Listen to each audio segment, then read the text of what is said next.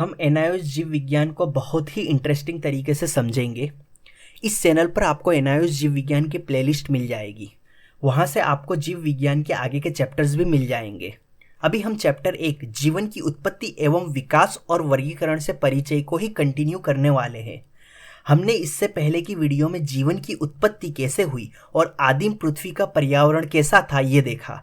अब हम जैव विकास को समझेंगे। सरल प्रकार के पूर्वजों से परिवर्तन होकर जटिल जीवों का बनना ही जीव विकास कहलाता है। ख्याल ये रखना है कि ये परिवर्तन एक दिन या एक साल में नहीं होता, इसे होने में कई सदियां भी लग सकती है।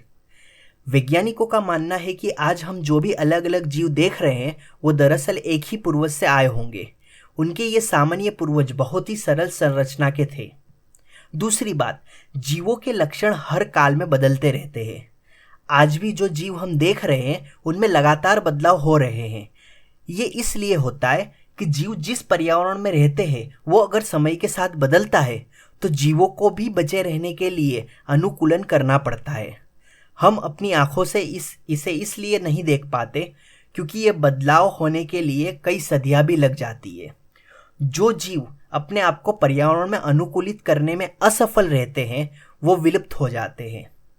अच्छा, एक और बात आपको याद रखनी है। हालांकि आमतौर पर जीव विकास होने के लिए हजारों साल लग जाते हैं, लेकिन कई बार कई परिस्थितियों में विकास बहुत तेज होता है। इतना तेज कि हम हमारी उम्र में ही विकास से आने वाले बदलाव देख सकते हैं। इसकी एक बहुत फेमस मिसाल है कीटनाशी प्रतिरोधी मच्छर। जब लोगों ने कीटनाशी दवा का इस्तेमाल ज्यादा कर दिया तब मच्छरों ने कीटनाशी दवा से अपने आप को बचाना सीख लिया। ये एक जीव विकास का ही उदाहरण है। जब कोई वैज्ञानिक कोई बात बोलता है तो उसके पीछे हमेशा कोई प्रमाण या सबूत होता है। तो जैव विकास का क्या प्रमाण है? जैव विकास को 4 क्षेत्रों से साबित किया जा सकता है: आकारणीय प्रमाण, भ्रूणकीय प्रमाण, जीवाश्मिकीय प्रमाण और आणविक प्रमाण। आकारकीय प्रमाण को पहले समझते हैं। आकारकीय मतलब बाहरी रचना। रचना के आधार पर हम जीवों के 2 अंगों में विभाजन कर सकते हैं, समजात और समृद्ध अंग। समजात वो अंग है जिनकी रचना समान होती है और उनके कार्य अलग होते हैं। तो इसके विकास का प्रमाण कैसे मिलता है?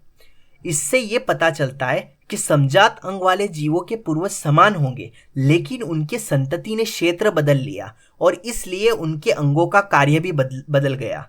चूंकि पूर्वज समान थे तो रचना समान है।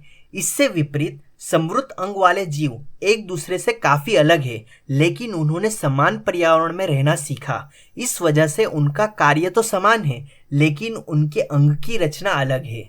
मिसाल के तौर पर उड़ने का काम कीट भी करता है और पक्षी भी, लेकिन दोनों की पंख की रचना काफी अलग है।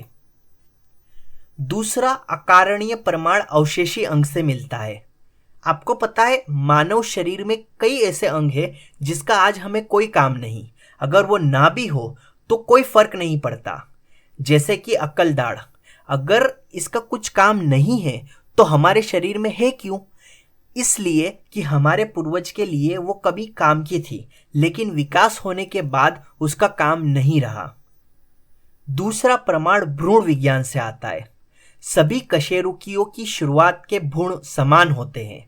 ये समानता इतनी अधिक होती है कि इनमें भेद करना काफी मुश्किल होता है। इससे ये पता चलता है कि सभी कशेरुकियों के पूर्वज समान होंगे, जिनमें विकास होने से आगे चलकर भिन्नता आई होगी। तीसरा जीवाश्म विज्ञान का प्रमाण।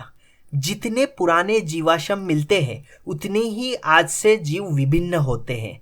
इससे ये पता चलता है कि जैसे जैसे विकास होता गया वैसे वैसे जीवों में भिन्नता आती गई।